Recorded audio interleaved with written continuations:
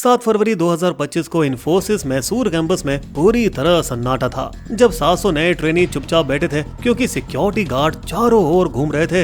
इनमें से कई ऐसे थे जिन्हें 2022 में ही जॉब ऑफर मिल चुका था, लेकिन काम शुरू करने के लिए इन्हें 2 साल तक इंतजार करना पड़ा था। और अब एक एक करके उन्हें एक मीटिंग रूम में बुलाया गया, जहाँ चारों ओर बाउंसर्स खड़े थे। कमरे में घुसते ही सख्त चेहरे और भारी माहौल ने सब कुछ साफ कर दिया। और जब सामने बैठे सीनियर अफसरों ने कहा, तुम एग्जाम पास नहीं कर पाए, अब तुम इन्फोसिस का हिस्सा नहीं हो। तब उन बेचारों को ये समझ आया कि 6 महीने पहले जो सपना सच होता दिख रहा था वो अब फिर टूट चुका है। कुछ को सीधे निकाल दिया गया, बाकियों को जबरदस्ती दोनों पार्टियों की रजामंदी से छोड़ने का एग्रीमेंट साइन करवाया गया। कोई बेबस होकर रो पड़ा, कम से कम आज रात रुकने दो, मैं कहाँ जाऊंगी। लेकिन फिर भी बेरहम मैनेजमेंट ने साफ मना कर दिया। उन्हें किसी भी हालत में शाम 6 बजे तक मैसूर कैंपस छोड़ने के लिए कह दिया गया। इन सबके ऊपर एक बात जो उनको करारे झटके की तरह लगी वो ये थी कि इन्फोसिस ने 2024 में पहली बार पासिंग मार्क्स 50% से बढ़ाकर 65% कर दिए और सिलेबस 200 घंटे का,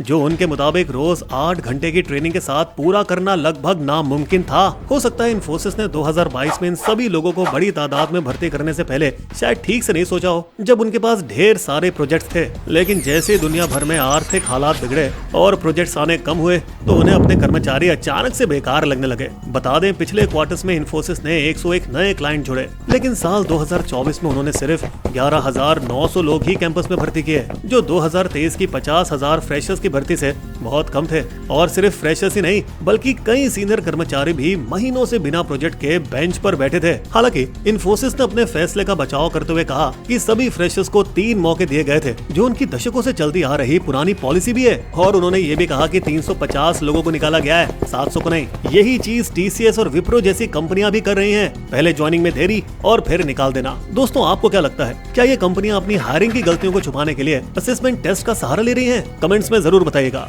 ऐसी दिलचस्प शॉर्ट्स कहानियों के लिए हमारे बिज़बो को जरूर देखिए और सब्सक्राइब कीजिए।